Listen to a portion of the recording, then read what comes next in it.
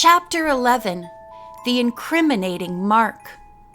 Nancy and George blinked in the strong glare of the bright flashlights. "Roll down your windows," a man's voice ordered. Nancy paid no attention to the order. George, too, remained adamant. Although the girls' eyes had not become entirely accustomed to the light, they could vaguely make out that the persons holding the flashes were masked men. Nancy was sure that the one who had spoken was trying to disguise his voice. "I said roll down your windows," he warned. Instead of obeying, Nancy put her hand on the car's horn. She held it down, and in the stillness of the night it reverberated loudly. "Stop that!" the man on her side ordered. Nancy paid no attention, but after she felt sure the alarm must have been heard, she took her hand off the horn. Nancy did not touch the window, but called through it. "Why did you stop us?" "Because we want to ask you a few questions," the masked man replied. "You didn't have to call for help. We're not going to hurt you." Nancy waited for him to go on. He looked across the top of the car, and the girls could see the other man nod. Finally, the one alongside Nancy said, "Why are you girls snooping around this place?" He received no answer. The girls kept watching the men closely. "You're cool customers," said the masked man who was doing the talking. "But you won't keep so cool if you stay here. I'm warning you that the Van Pelt estate is a dangerous place. The sooner you get out, the better." "And if I don't choose to go?" Nancy countered, hoping that help would soon be coming from the house. "You haven't seen anything yet around here," the stranger went on. "The theater, the house, and the grounds are haunted." Nancy and George almost laughed. One moment the speaker sounded like a hoodlum, and the next he was talking like a frightened child about the place being haunted. There was a pause, with no one saying anything. Suddenly the girls became aware of running footsteps. "Help at last," thought Nancy. She tooted her horn a couple of times. She and George held their breaths, wondering what the men would do. To the girls' relief, the two intruders suddenly took to their heels and dashed down the road in the direction of River Heights. The engine of a getaway car started with a roar just as Mr. Spencer, Emmet Calhoun, and Bess arrived on the run. Nancy and George rolled down the windows.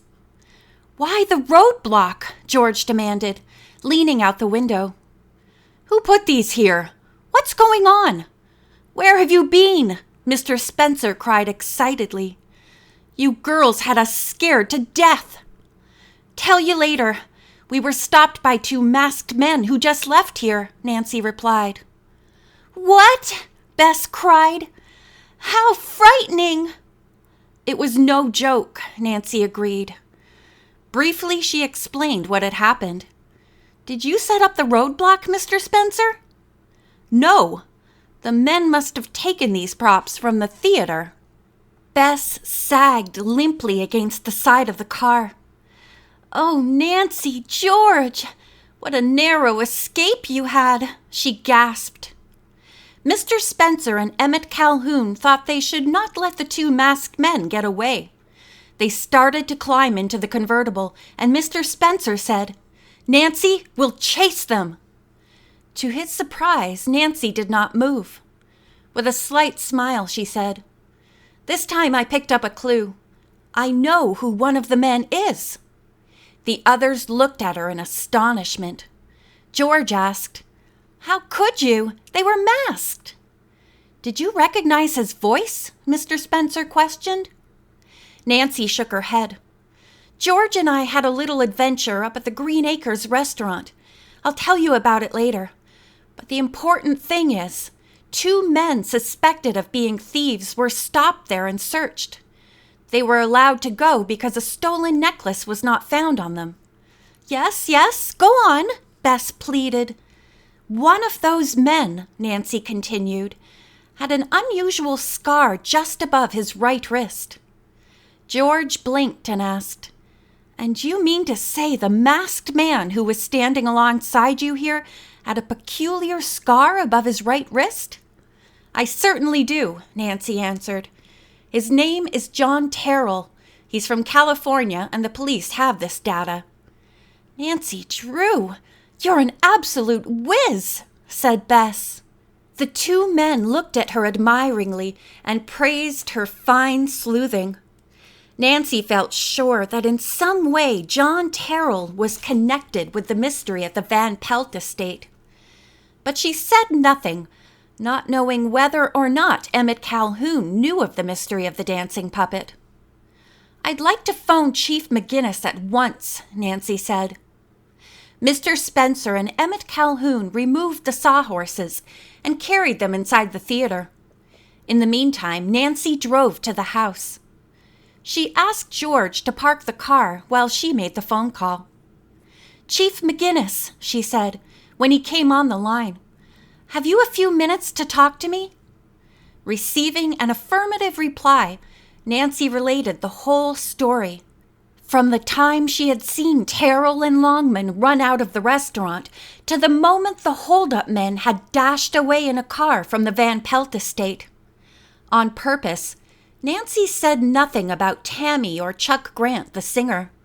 She would pursue that little mystery on her own.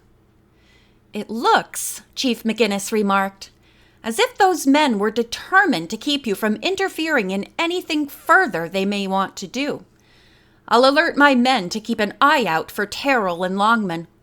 They could possibly be the same elusive fellows who've pulled similar daring jewel thefts lately in this area. You say the local police searched the restaurant and grounds thoroughly?" Nancy said she did not know that exactly, but she was sure the men had not thrown the necklace any place outdoors. "I was watching them from the instant they came out the door. The police had not yet searched the inside of the restaurant when I left. Maybe they found Mrs. Burke's necklace afterward." Chief McGinnis asked Nancy to hold the phone a moment. He himself went to another line and called the police in the town nearest the Green Acres restaurant. The report came back that the necklace had not been located on the floor or among the linen tablecloths and napkins used that evening at the restaurant. The Burkes had finally gone home, saying they would report the loss to their insurance company. "Nancy, that was a very good night's work on your part," said Chief McGinnis. "And now I have something amazing to tell you. I was talking to Joe, the garageman, about the car which we think rammed yours." "You mean the one driven by Owen Whipley?" Nancy asked. "Yes," the officer answered. "But what do you make of this? Owen Whipley, according to Joe, has a peculiarly shaped scar just above his right wrist." Nancy was thunderstruck. "Really? Is it something like the shape of a crawling snake?" "Exactly. I don't have to tell you, Nancy, that Owen Whipley and John Terrell probably are one and the same person." "Do you think," Nancy asked, "that John Terrell is his right name, or is it Owen Whipley?" Chief McGinnis said it was too early in the case to determine this. Both might be aliases, and the man might even be using forged licenses. "And what about his friend Sam Longman?" Nancy queried. "I wonder myself. It's a mix-up, all right," the chief admitted. "Call me again any time, day or night, if you pick up another clue." Nancy promised to do this. By now, Bess and George had come into the house. Babble and excitement started all over again. Margot Spencer arrived from upstairs in robe and slippers to hear what had happened. Bess and George fixed a snack for everyone, while Nancy retold her story. As soon as they had finished eating, she escaped to her room, weary and full of questions. When puzzled, Nancy liked to stretch out on the bed in the darkness and think things through. Right now, she was extremely curious about Terrell, or Whipley, whichever his name was. Why was he interested in trying to get her away from the Van Pelt estate? Before she had a chance to start undressing, there was a tap on the door. "Nancy?" She recognized Mr. Spencer's voice. Nancy opened the door. In a whisper, the actor said, "I'm going outside and watch for the dancing puppet. I have a feeling she'll show up again tonight. If she does, I'd like to let you know so you can be there." "But she'll be gone by the time you warn me," Nancy objected. Mr. Spencer grinned. Reddening slightly, he said, "I've rigged up a bell system from the kitchen to your room." He pointed to a crude arrangement on the bedside table. Nancy chuckled. "You think of everything." "Yes, I'd like to be notified if you see the dancing puppet. I'll sleep with my ears wide open." Mr. Spencer said goodnight and went off. Nancy closed the door and soon was ready for bed in shorty pajamas. As she turned out the light and rolled up the window shade, the young sleuth thought, "The moon will be up late tonight, but it's a perfect setting for a ghostly performance." At that moment, there was another knock on her door, and Bess came in. "I know you must be dreadfully tired," she said, "but I can't resist telling you something. In the show tonight, Tammi pulled another one of her overdone love scenes with Bob Simpson, and that's not all.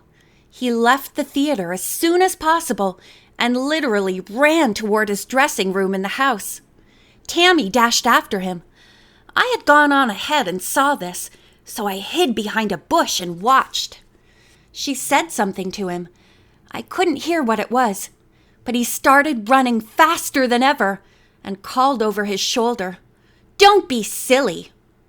Nancy burst out laughing. I hate to say it, but it served Tammi right. Then she became serious. Tammi had quite an evening, first being ditched by Bob, then finding a man in her car whom she acted surprised to see and apparently had to go off with. "This place is full of surprises," said Bess, yawning. "Just now I came past Emmet Calhoun's room. The door's open. He isn't there, and his bed isn't turned down." Nancy was amazed to hear this. "It's a funny time of night for him to be going off," she said thoughtfully. "Come to think of it, he wasn't with us in the kitchen when we were having a snack. Where could he have gone? He doesn't have a car." "Search me," Bess said. "Well, good night." When Nancy finally settled down, she thought she would go over the chain of events in the mystery. But sleep overcame her immediately. She was deep in slumber when her subconscious mind became aware of a tinkling sound. The newly rigged bell on her bedside table was ringing insistently. End of chapter 11.